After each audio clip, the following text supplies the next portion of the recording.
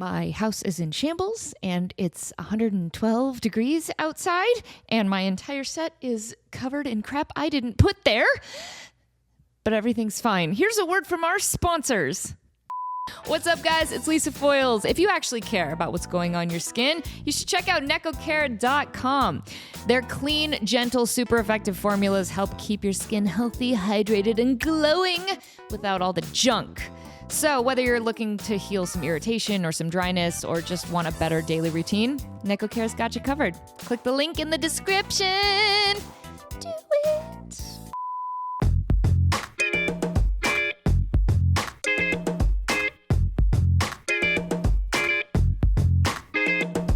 What's up, guys? It's episode 103, I think. Hey, you know that... Guys, there's stuff all over my podcast set that I didn't put any of this here. I just walked downstairs and there's just a bunch of toys here that I didn't... But look, you can't even see my Kids' Choice Award because it's just... They put crap in front of... There's a half-naked Barbie. This is inappropriate. That can't be there. Yeah, everything's great. Look, it's summer, and I was super excited about summer because, I don't have to get up early, right? I don't have to get up early every day. I don't have to take the kids to school. I can just, sleep in. And let me tell you, sleeping in is one of my favorite things. Love doing it.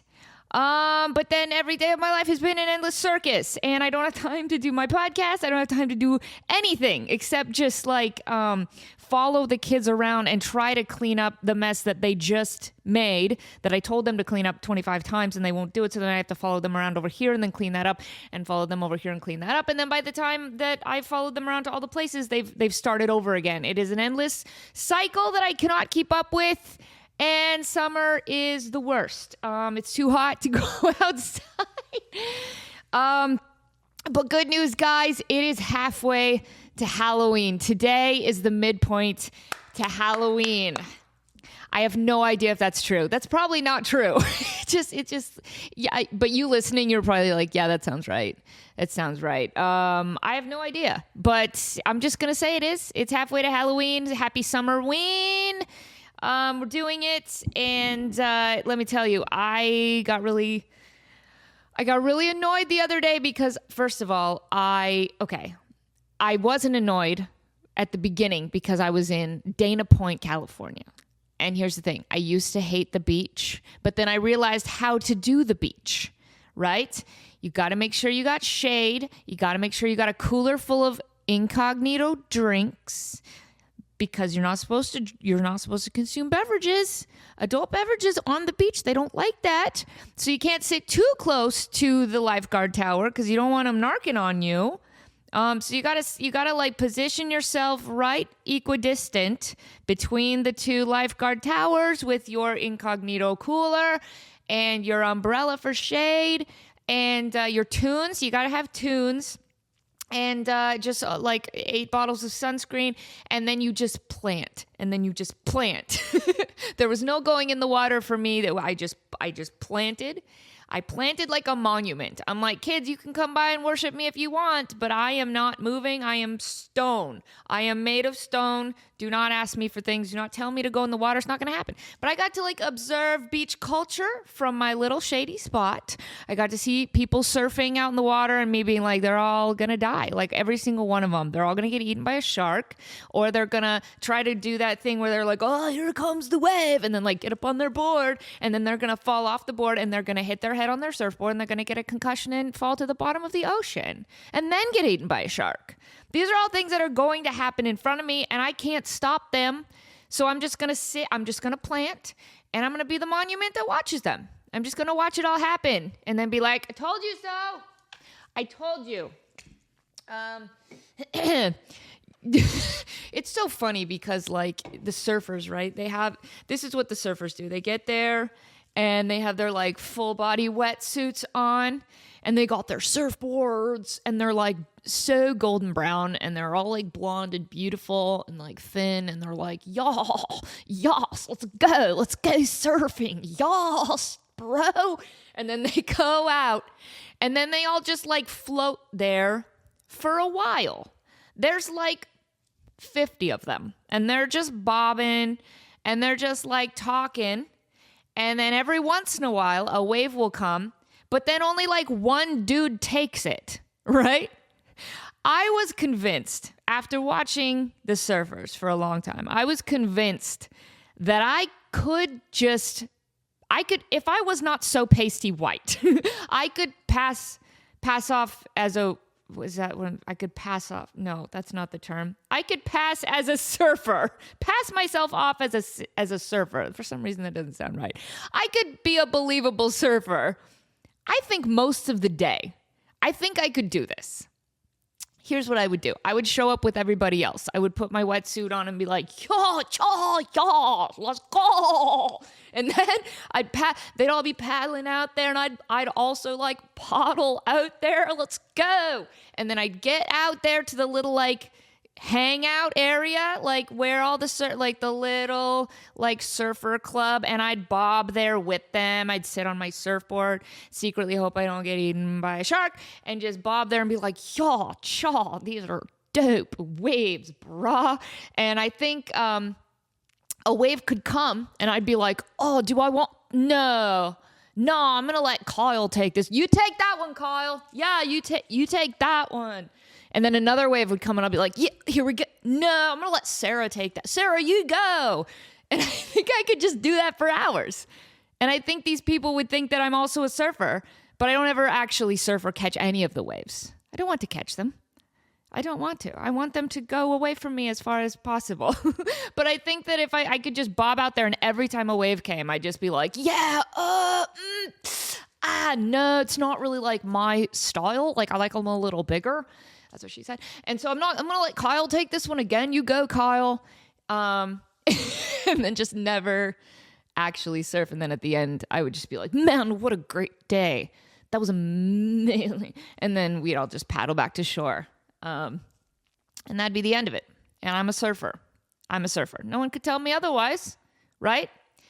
So anyway, beach culture is cool, except for everybody's got their butts out now. Not sure you know about this. When's the last time you went to a beach, y'all? I'm not talking like a lake. I'm not talking like a conservative lake where the people are like normal and live in neighborhoods. I'm talking about California beaches where people live in like shacks, right? That are like $1,000 a day in rent by the beach. And they just like go there all the time and hang out with their friends. The new swimsuit style is just cheeks out. It's cheeks out. Both cheeks out for the women. I should specify that. Yeah, regular like bikinis and like swimsuits. No, people don't do those anymore. It is just like Thong City, USA, both cheeks out, full moon in the middle of the day, all day. It's really distracting. As a straight woman, I'm finding myself looking at just like a lot of butts and I can't stop. Like, and they mostly look great. Like, yeah, you go, girl. Like, yeah, do it. So good for them. Like, you do it. You live to the fullest and like you be your confident self. But like, man, it's just a lot of butts. But anyway, back to the part where I got annoyed. Having a great vacation while we were out in Dana Point. It's only like, 40 minutes from San Diego and the Calabasas area. So we decided to go to the San Diego Safari Park. And if it's kind of like, it's a zoo but different. So like a zoo, you just kind of walk from like cage to cage to cage or enclosure or whatever. And the enclosures are like quite small and it's all like very easily walked and there's like a straight path. I don't know. Zoo. You've been to a zoo. It's a zoo. The safari park is more like a really big plot of land where the enclosures are way bigger than normal and there's only like a 5% chance that you're going to see the animals. As opposed to when you're at the zoo, there's like a good 25% chance. So because the enclosures are so good for the animals, you don't really see a lot of them because they're like living their best life and they're like, I'm going to hide behind this rock away from all the humans. And you're like, I'm really glad that you're happy in that enclosure, but I can't see you. So if you could just like, just pounding on the glass, come out. No, we saw a lot of great, we saw a lot of animals. We saw elephants, dude. They have like this brand new elephant exhibit. And we didn't pay for like the premium elephant experience. So we thought that we're not going to get to see any of them. They're going to be real far away. But I just realized my light is in the wrong spot for this podcast. Hopefully it's fine. But no, we saw lots of elephants, and they're big, and they're wrinkly, and their skin texture is off-putting. But they were cool, and they were like eating with their trunk.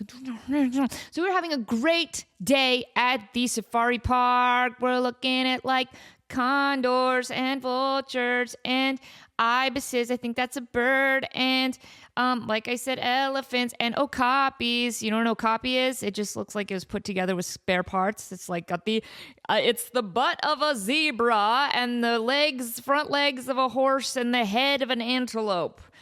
And they're like, that's an animal. Something happened on Noah's Ark. Not sure what happened. There was like an orgy situation. And then the okapi arrived. And Noah's like, interesting. Don't remember you getting on the boat at the beginning. I'm not going to ask questions. He had other things to do. Noah's very busy. So we're looking at all these like rare, cool animals. And as we leave, this is where I got annoyed. As we're leaving the park, I look over and there's an enclosure, like a glass area. And I go up to it and I see what kind of animals in there. Like, what you got in there? What you got? Hey, who's there? And it's Kevin. It's Kevin. It's Kevin. Kevin is in there. It's Kevin. I'm telling you, it's Kevin. It's Kevin. I'm like, you gotta be kidding me. That's just my cat. You can't put my cat on display. Like, dude, it looked so much like Kevin. So it is what's known as a sand cat. Sure, whatever. Call Kevin what you want, whatever. No, it was just Kevin. It was an orange cat that was like all curled up in his little cave. And just sleeping away. And every once in a while he'd like open his eyes and look around and then like go back to sleep. And I'm like, it's the same. That is my cat. Like if he was the same color, his eyes looked the same, his mannerism, everything about this cat was Kevin. And I'm like, I traveled all this way to see a cat that I don't want to see at home. How does this work? Now, granted, I had been drinking, but not so much that I couldn't recognize my own cat. But it was just like, I'm like, this is on display? It was like there'd be another enclosure that's like, would you like to see a 7 and 9-year-old play Minecraft? No, I see that every day. Would you like to have a 7 and 9-year-old explain to you every evolution of Pokemon while you're trying to merge onto the freeway? No, that's what I get every day. So I'm like baffled, right? I'm like, how can this is my cat. How can they have my cat on display? Like, who cares about this? This is the same animal. So like the sand cat was in a little like okay, let me tell you some things about the sand cat. And we're going to compare them to my cat Kevin because they look identical. Okay, let's see here. Let's find out fun facts they are so cute, but Kevin is also cute. All right.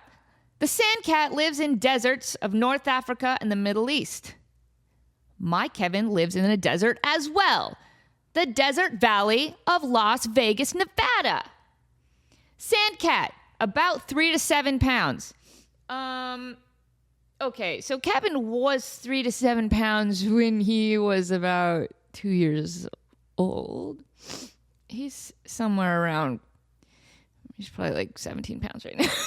Don't worry about that. He's working on it, okay? Don't body shame. Don't body shame Kevin. Not here. This is a safe space. All right, sand cat survives without regular drinking water. My Kevin demands tub water every morning at 7 a.m. And this is making me think he doesn't actually need it. Every day, 7 a.m., He does his off-putting meow. I've talked about this. Most cats are like, meow, meow. Girl Kevin does that. Girl Kevin's like, meow. It's very sweet. It's like, oh, kitty.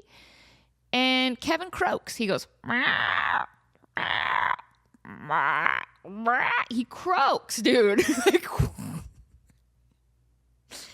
Somewhere there's a frog in your throat joke that I won't make because it's bad. Anyway. Yeah, so he meows outside the bathroom door every day at 7 a.m. and he's like, I need tub water because the fancy water dish that you bought me online that just constantly filters itself, he's like, I don't want that. I want to drink from the dirty tub that you haven't cleaned in a month. And we turn on the faucet and he gets under and he gets so excited. He's like, yeah, dog, here we go. And he sips the water from the tub faucet as it's coming down. And as he does that, the splash from his tongue completely covers his face and neck in water. And so after he gets his tub water, he's just covered in water. And then sometimes he discovers that and he's like, I don't know, what happened? Who did this to me? Why am I wet? It's a whole thing. He's also, Sandcat hunts all its own food. Well, Kevin, he knows where the food is. And sometimes he can jump up on the table to get it. We have to put the cat food up on the table. It's because we don't want Riley to eat it. But in the last couple years, we've realized that our big-boned cat, Kevin, he struggles a little bit jumping up on that table. He doesn't always make it the first time, but that's okay. That's okay. We only laugh a little bit. So he doesn't hunt his own food per se, but he knows where it is and he can jump up to it sometimes. And also, he likes to do this thing where he gets a mouthful of cat food. He then, out of the bowl, he has his cat food bowl. And he takes a big mouthful of cat food from the bowl. And then he spits it out onto the table.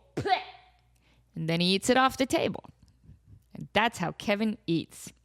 Sandcat lives a solitary life.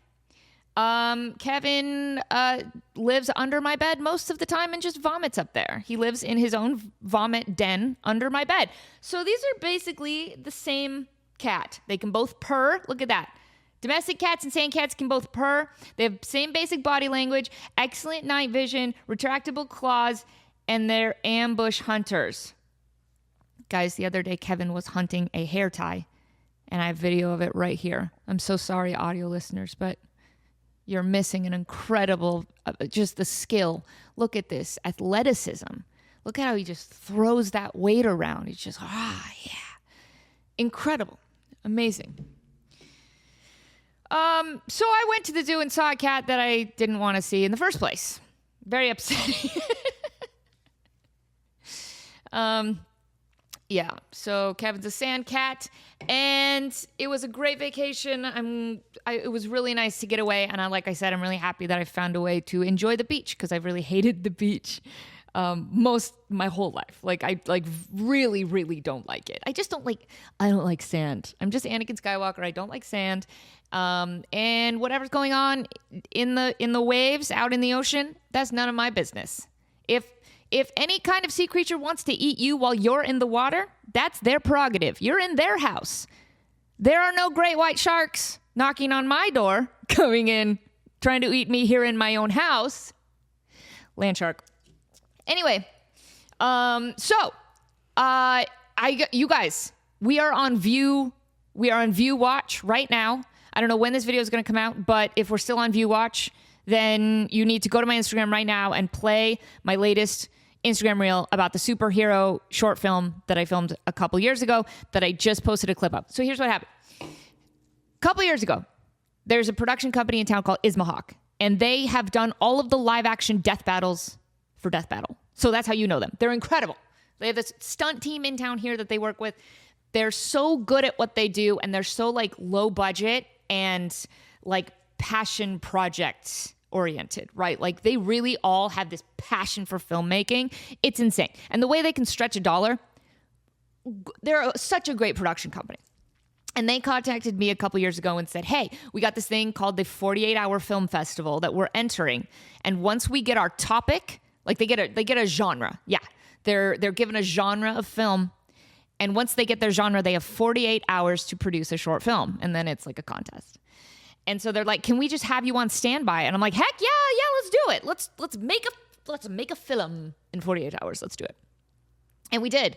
They got, I think, what was the genre was like buddy comedy, I think, or like road trip comedy. And the storyline that they put together was there's these cosplayers on a road trip to a convention, and they have to take a detour to like get their car fixed. And then when they enter the garage of the car fixing place, the mechanics, they see a crime in progress. They see this guy being held hostage, and these groups roughing him up. And so we hide, and then we're like, we should get out of here so that we don't get killed because that dude has a knife. And then one of the members of our party is like, no, man, we're heroes. Look, we're dressed as heroes. We should go in there and we should stop that crime. So we try to do that, and everything goes horribly wrong. And the moment that it starts to go horribly wrong is the clip that I just posted on Instagram. This film has never been released. No one has seen it. We just submitted it to the festival, and then it's never been put on YouTube. So no one's seen it, and it's really, really funny. So I posted a clip of it yesterday, and it started to catch fire, and it was getting shared a bunch, and it got up to like 200,000 views.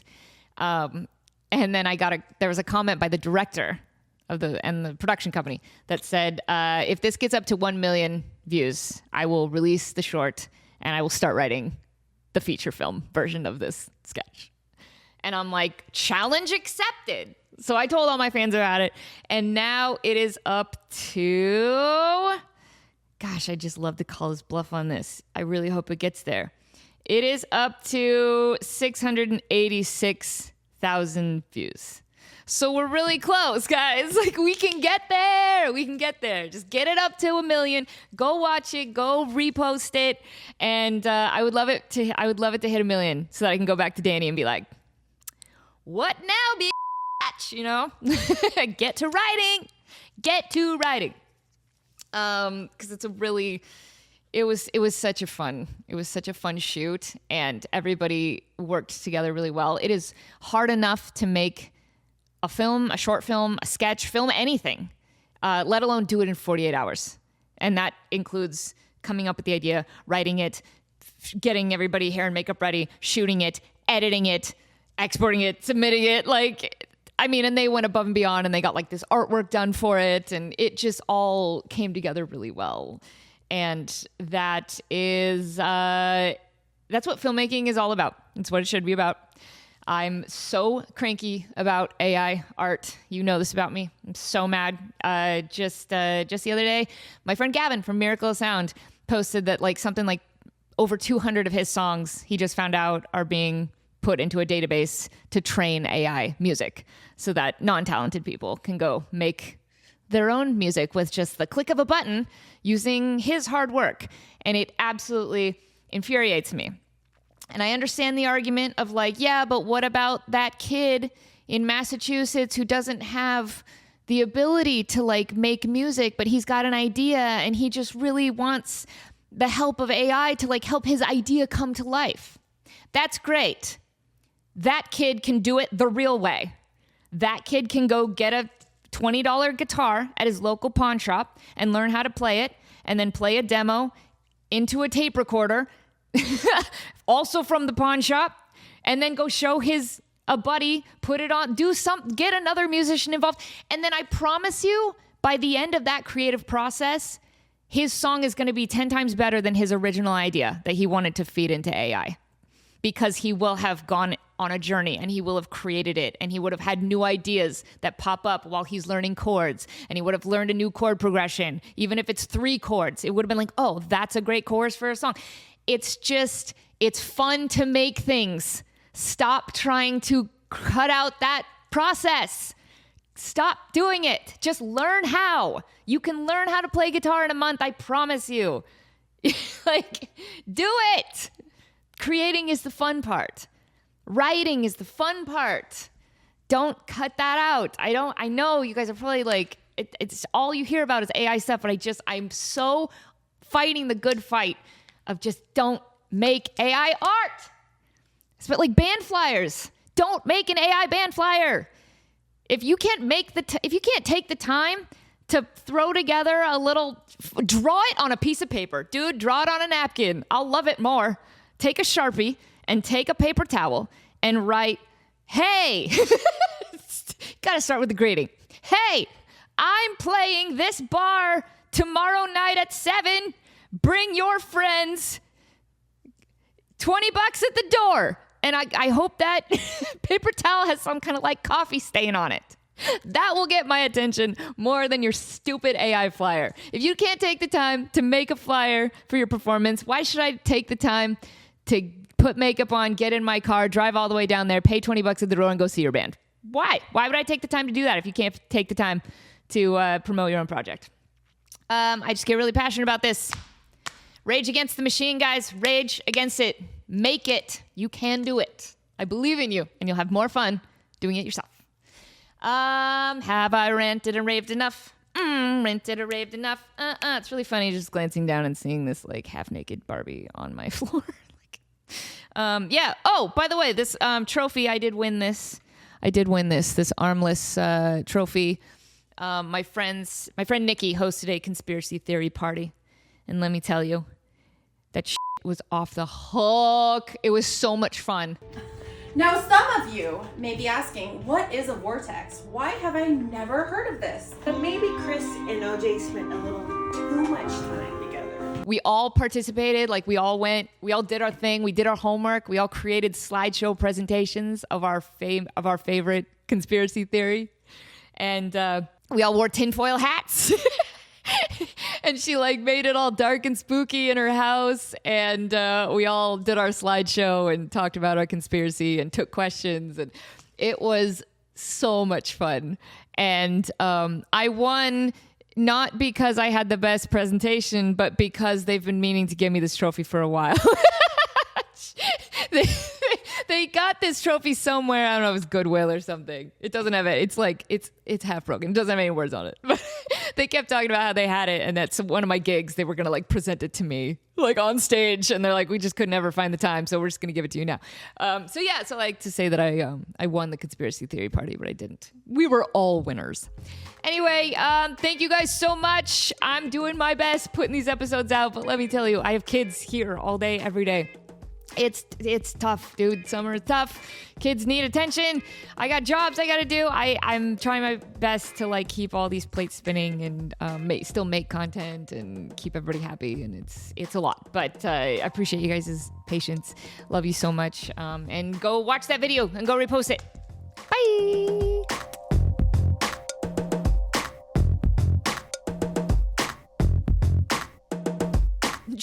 Y'all, let's go surfing. Oh, I'm going to take this wave. No, Kyle, you take it again. Yeah, good job, Kyle. Y'all want to go get tater tots? Let's go get tater tots.